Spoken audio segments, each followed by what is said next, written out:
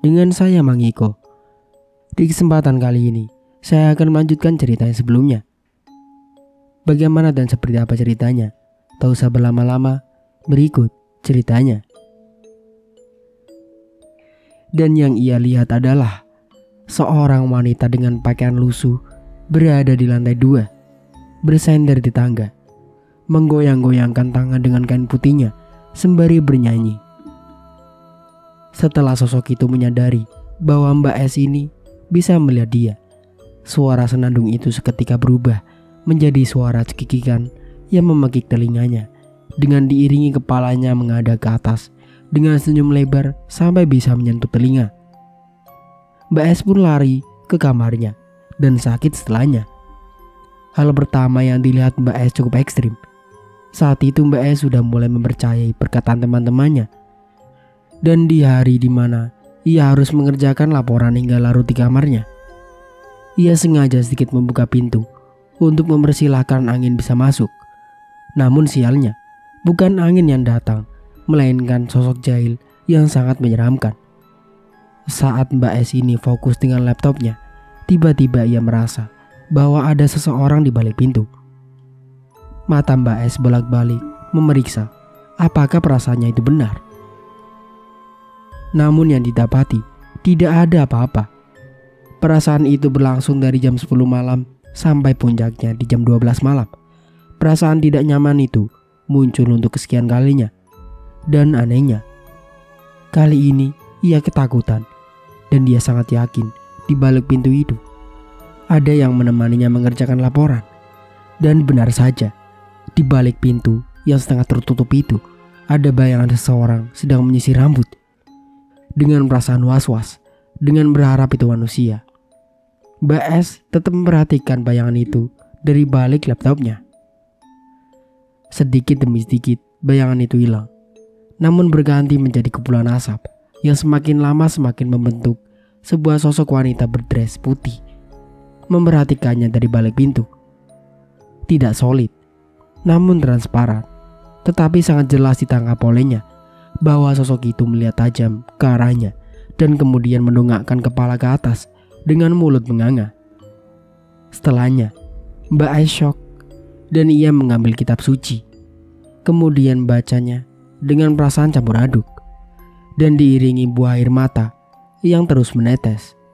Kejadian selanjutnya dialami Mbak S ini sampai saat ini masih sering mendengar anak kecil berlarian naik turun tangga. Namun ia belum pernah melihat sosoknya. Anak itu hanya terlihat senang bermain dan tertawa sebagaimana anak kecil. Itulah kisah Mbak S.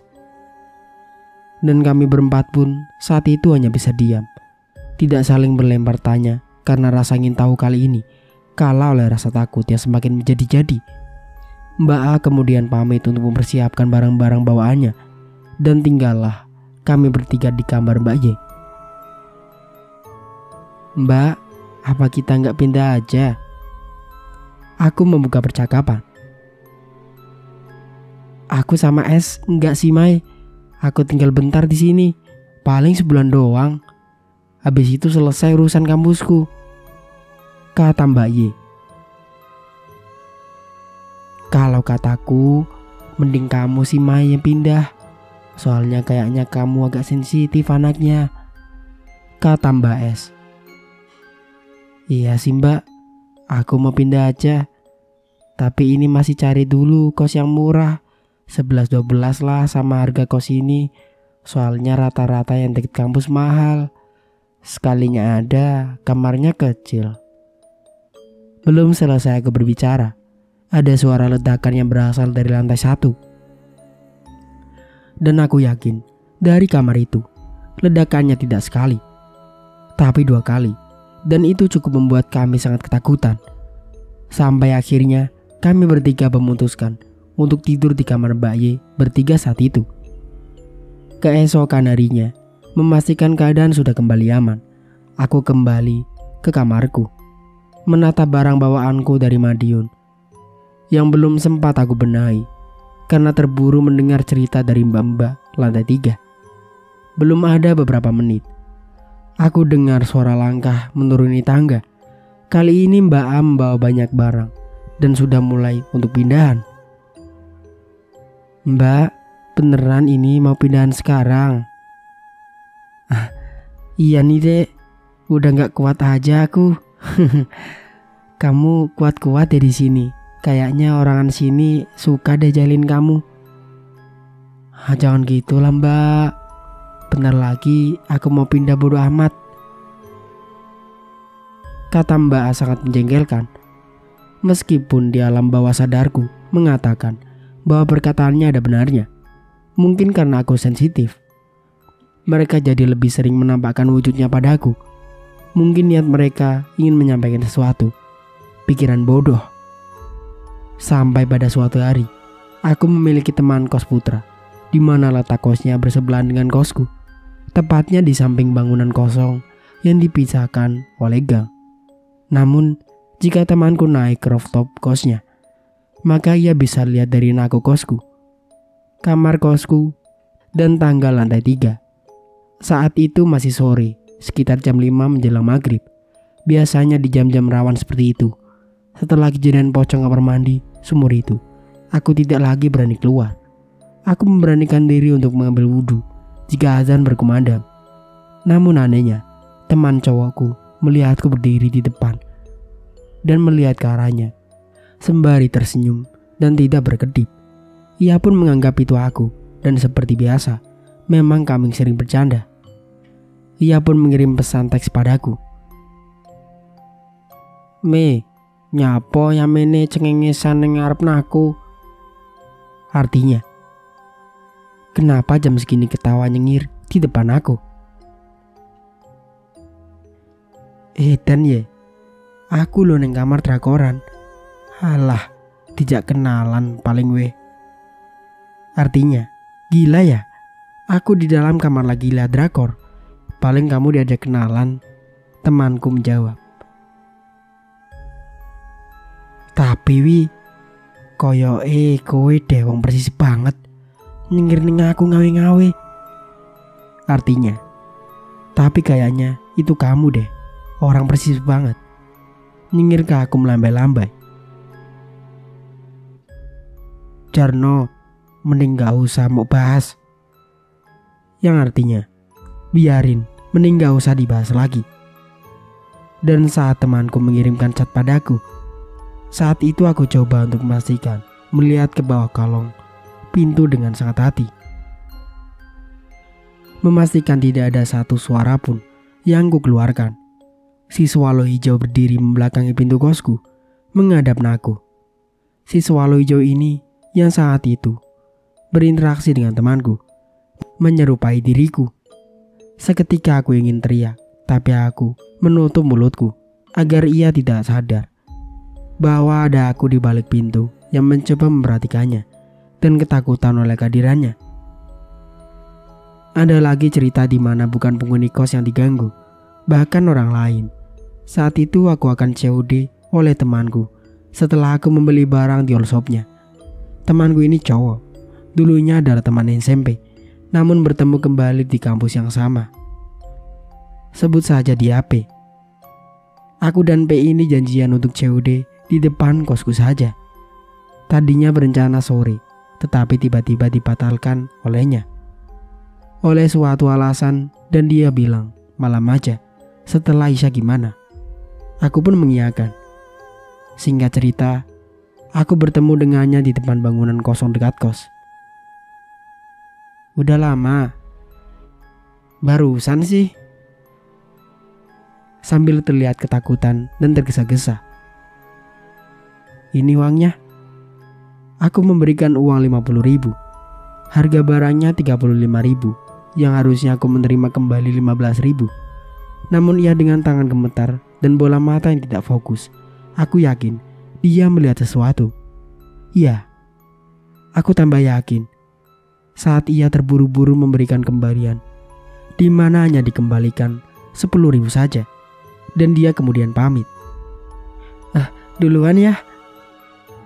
Tapi ini kurang. Belum selesai aku berbicara, dia langsung mengegas motornya dengan cepat. Sial, kataku dalam hati. Kehilangan 5.000 di kota perantauan ternyata lebih sakit daripada harus nahan teriak lihat sewalau hijau. Sampai kamar aku pun mengirim pesan padanya. Lihat apaan? Gila, kuat kamu ngekos di situ. Emang lihat apaan sih?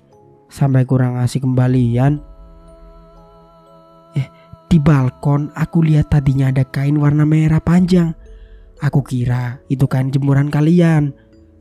Gak lama kainnya berubah jadi pocong. Jelasnya. Hah?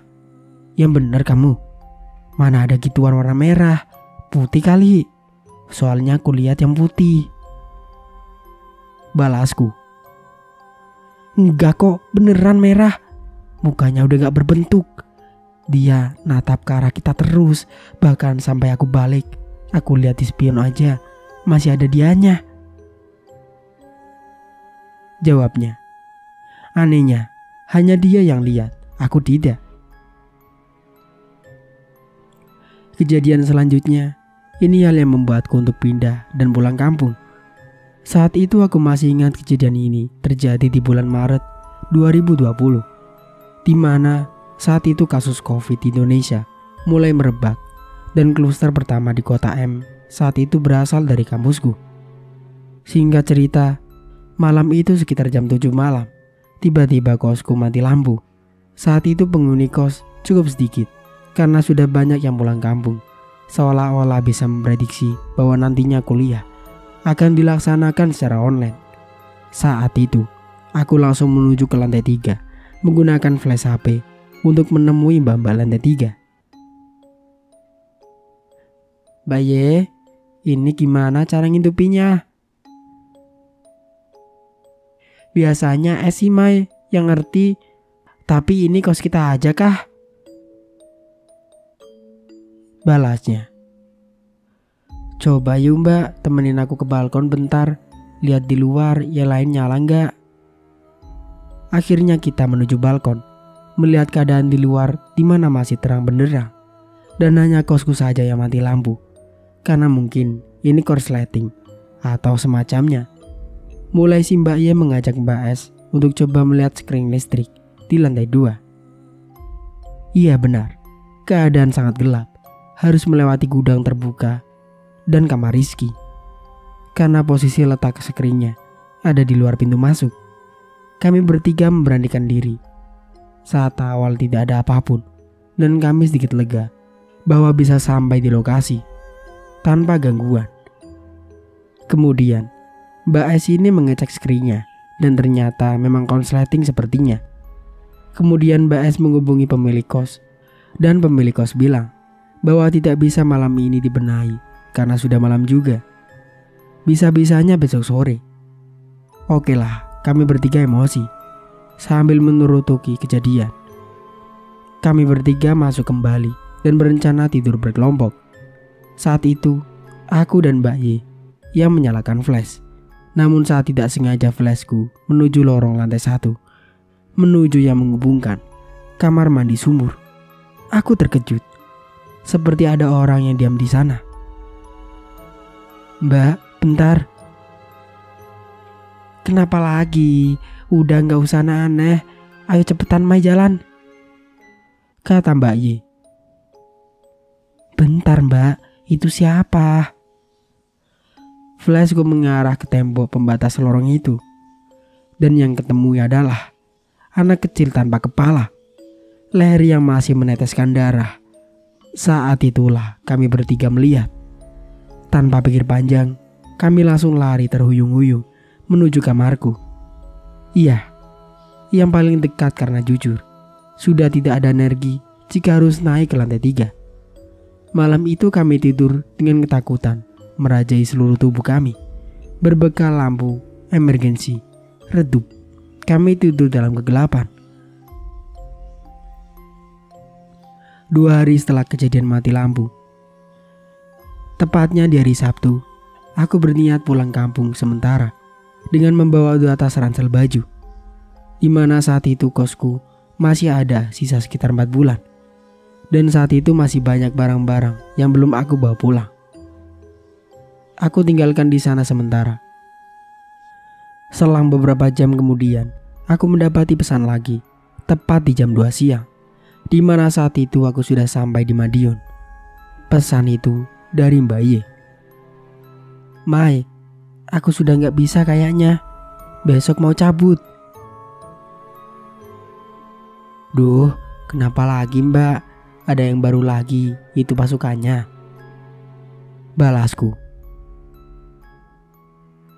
"Tadi kamu tahu ya, Pak Kos kesini bacain doa, terus dikasih minum air putih, itu si es. Terus tiba-tiba nangis, gak jelas sama bilang, enak seger, gitu Mai." "Mbak, apa itu Rizky ya?" Aku kata sih iya. Terus habis itu, udah si es sadar, terus besok dia pindahan juga. Ada cerita nggak dari Mbak Es? Sebelumnya dia ngapain? Kok bisa sampai gitu Mbak? Katanya tadi tuh Es barusan ganti pembalut, tapi ternyata lupa nggak dia bungkus. Dia tinggal di kamar mandi. Nah terus dia balik ke kamar. Dia ngerasa agak nggak enak badannya. Habis itu dia inget, oh iya, ya Allah, tadi lupa nggak dibungkus bekasnya. Dia cepet balik dong ke kamar mandi. Tapi pembalut itu udah gak ada Mai. Dia cariin siapa tahu ada yang buang, tapi bekasnya gak ada sama sekali. Terus dia balik ke kamar. Dia pikir paling dibuang langsung di bawah. Pas balik di kamar, dia lihat ada Mbak Kunti megang kayak kain gitu. Katanya mirip pembalut Mai. Tapi habis itu dia udah gak sadar aja. Jelas Mbak Ye. Gila, bahkan orang yang gak sengaja pun bisa sampai gitu ya Mbak. Udah Mbak, cabut aja. Iya Mai, besok keluargaku sama Es mau jemput. Sebelum lanjut ke babak baru, satu hal yang perlu digarisbawahi di sini. Kejadian yang menimpa Mbak Es itu terjadi di antara pukul 10 sampai 12 siang. Setelah kejadian itu, aku tidak lagi kembali ke kota M dan hanya berencana untuk pindahan di bulan Agustus 2020. Tapi ternyata saat itu ada hal yang menggagalkan rencanaku. Mendadak, saat suatu kondisi di mana mengharuskan keluargaku tidak bisa membantuku pindahan karena pekerjaan, sehingga dengan keputusan mufakat, keluargaku menelpon pemilik kos untuk memperpanjang kos selama 6 bulan lagi. Tepat jatuh di bulan Februari 2021. Aku, Mama, adik, dan seorang sopir berangkat dari Madiun menuju kota M di jam 4 dini hari. Di perjalanan, kami merasa tidak ada yang salah, aman-aman aja. Hingga tiba di suatu daerah pegunungan Kabupaten Kota M. Kami terjebak longsor yang seharusnya perkiraan kami tiba di kos sekitar pukul 9. Ternyata harus molor dan tiba di lokasi sekitar pukul 3 sore.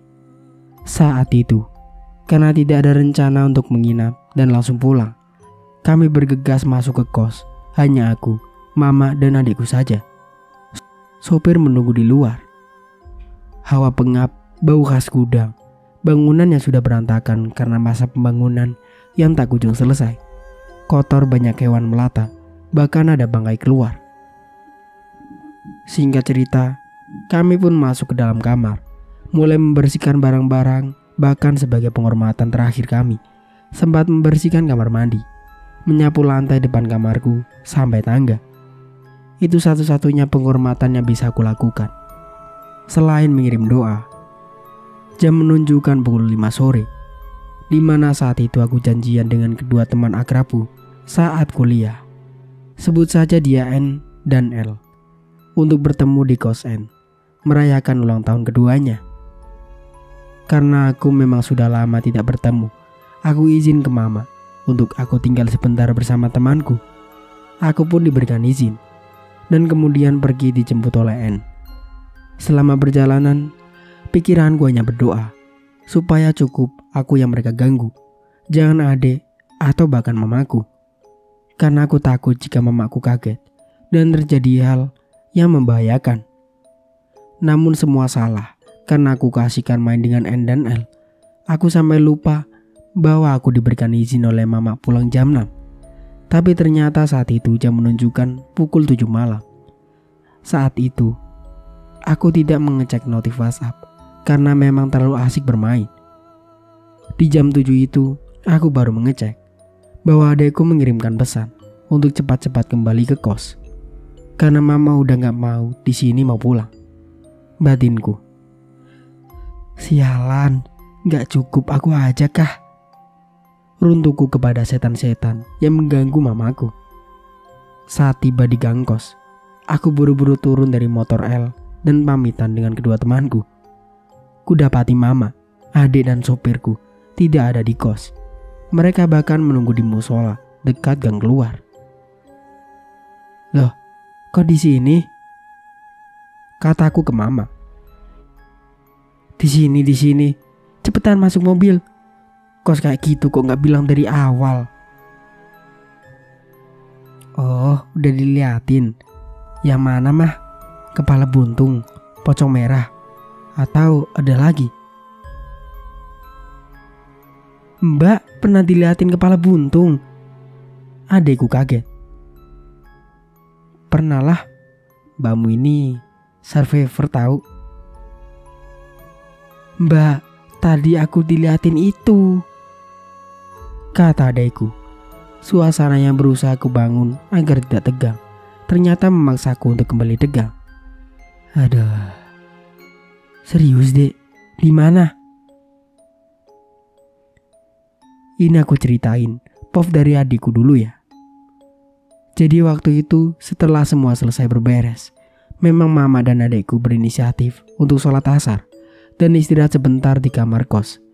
Nah, saat ditinggal mama mengambil air wudhu, adekku tertidur karena capek perjalanan juga. Dalam tidurnya itu, dia bermimpi dengan baju yang sama seperti yang dia pakai, suasana kos yang sama, yang sudah dibersihkan tidak ada barang-barangku. Namun bedanya yang datang adalah si anak kecil kepala buntung itu. Anehnya, ia bisa bersuara. Dalam mimpinya, adikku tidak bisa bersuara atau bergerak. Sosok kepala buntung itu seperti orang buta, dengan tangan meraba-raba untuk minta dibantukan duduk. Anehnya ia bersuara. Menurut penuturan adikku, sosok itu berkata, "Mas, bantuin cari kepalaku, sakit. Mas. Seketika adekku dibangunkan oleh mama, dan mama pun bergegas seperti orang ketakutan untuk keluar. Di perjalanan pulang, mama, sopir dan adikku diam, kaget dan larut dalam pikiran masing-masing. Kalau aku sih takut ya, tapi mau bagaimana lagi? Aku udah kering, mereka baru nyebur. Mamaku bertanya, "Kamu itu loh Nduk, apa iya ngalamin kayak gini selama 8 bulan tinggal?" "Iya mak, cuman yang aku ceritain ke mama bapak gak semuanya. Aku kan itu udah minta pindah, tapi karena gak ada yang bantu pindahan dan barangku, ya jadinya susah kan." "Lah, kamu terus gimana ngadepinnya?" "Ya gak gimana-gimana sih mak. Sholatin aja terus, ngaji terus. Ya takut sih, munafik kalau gak takut. Tapi lebih pasrah aja mak. Karena satu hal yang aku yakini, mereka gak akan bisa kok nyelakain aku.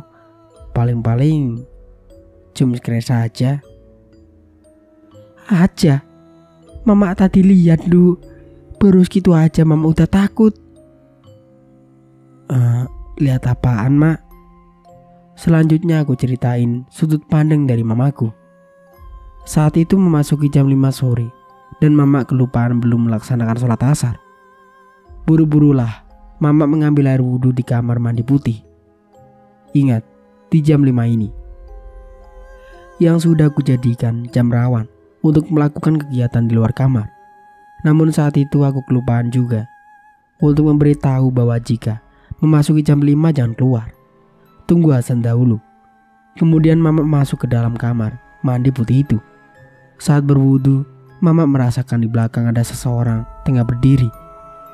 Terlihat saat Mama membungkuk.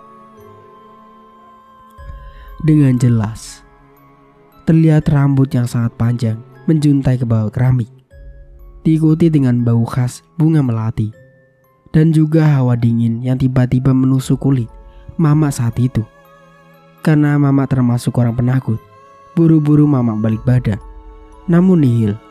Sedikit lega batin Mama. Mungkin hanya halusinasi karena capek. Tepat di saat Mama keluar dari kamar mandi, Mama melihat dari bawah tangga ada wanita dengan rambut panjang dan baju putih terbang menuju ke dalam gudang. Cepat-cepat Mama melaksanakan sholat dan membangunkan adikku untuk keluar. Selanjutnya aku ceritain sudut pandang dari Pak Sopir. Ya, sebut saja Pak T.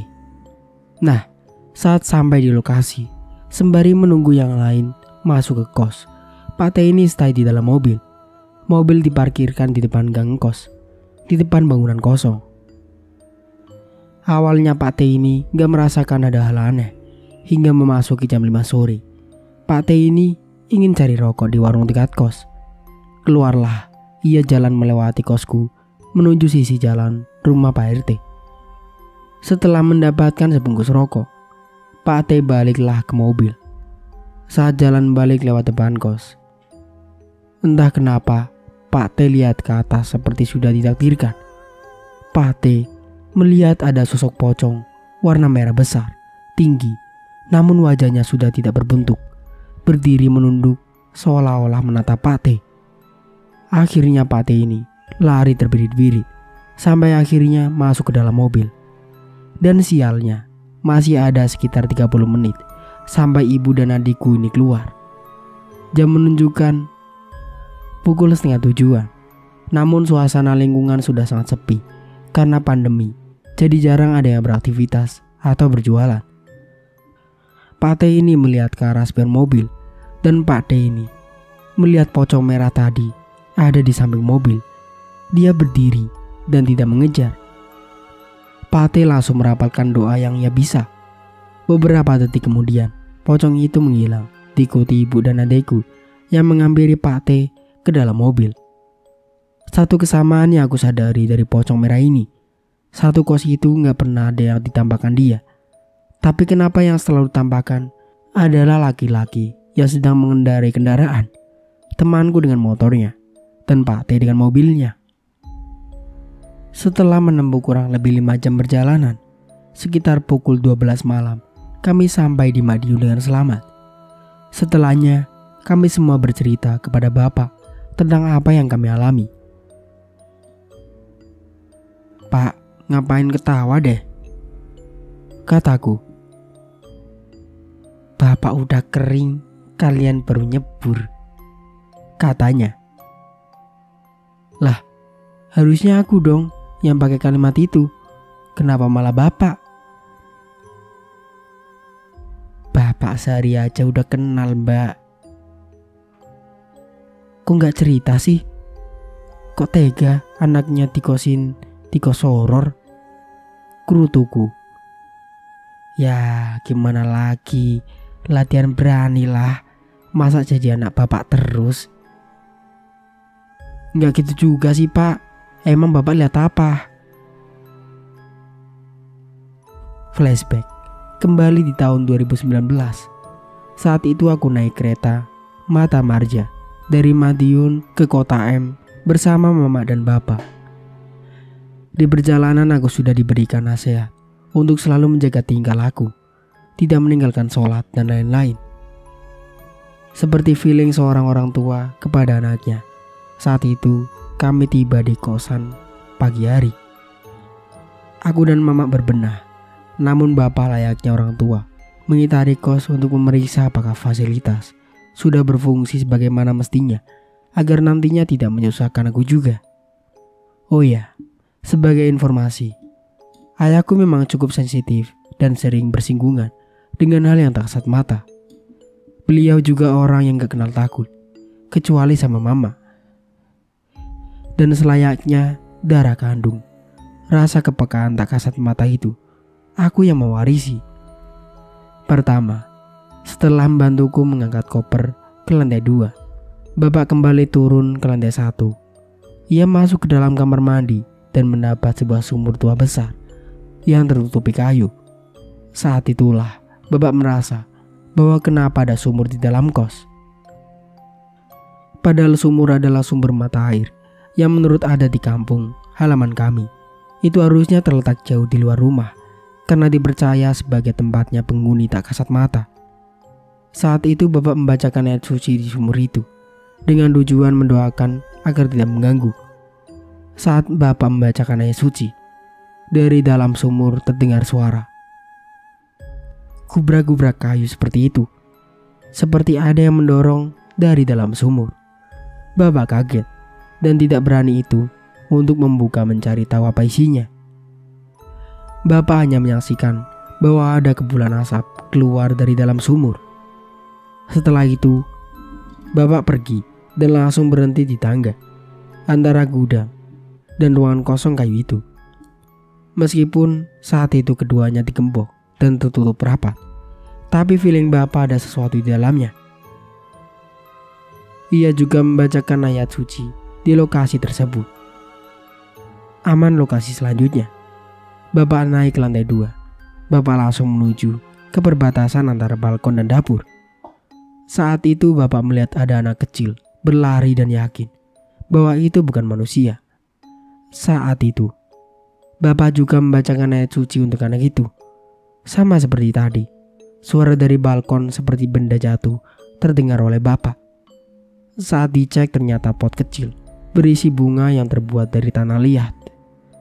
Saat awalnya diletakkan menggantung, jatuh dan pecah. Oleh Bapak dibersihkan dan disapu, kemudian dibuang. Sudah seperti ritual pembersihan, padahal yang enggak. Bapak naik ke lantai 3. Di lantai 3, menurut penurunan Bapak merasakan tiba-tiba pusing dan lemas, seakan-akan energinya diserap oleh sesuatu yang tidak tahu apa itu. Bapak melihat banyak sekali potongan tubuh. Potongan itu ada yang berjalan, ada yang hanya diletakkan tapi masih menggeliat-geliat, dan semua itu ada di bekas kamar Mbak Y yang akan direnovasi. Karena Bapak berpikir saat itu lantai yang paling aman di lantai 2, maka Bapak tidak terlalu khawatir asal kamarku aman-aman aja. Menjengkelkan memang Bapak satu ini. Sama seperti sebelumnya, Bapak membacakan doa dengan tujuan nyuwun sewu, permisi, meminta izin tinggal berdampingan. Dan yang utama adalah mendoakan agar mereka tenang dan tidak mengganggu. Dan penampakan itu pun hilang.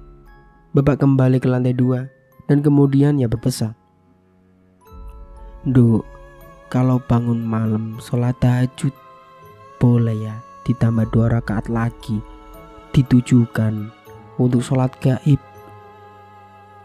Lah, ini kenapa lagi Pak? Baru juga sampai loh ini.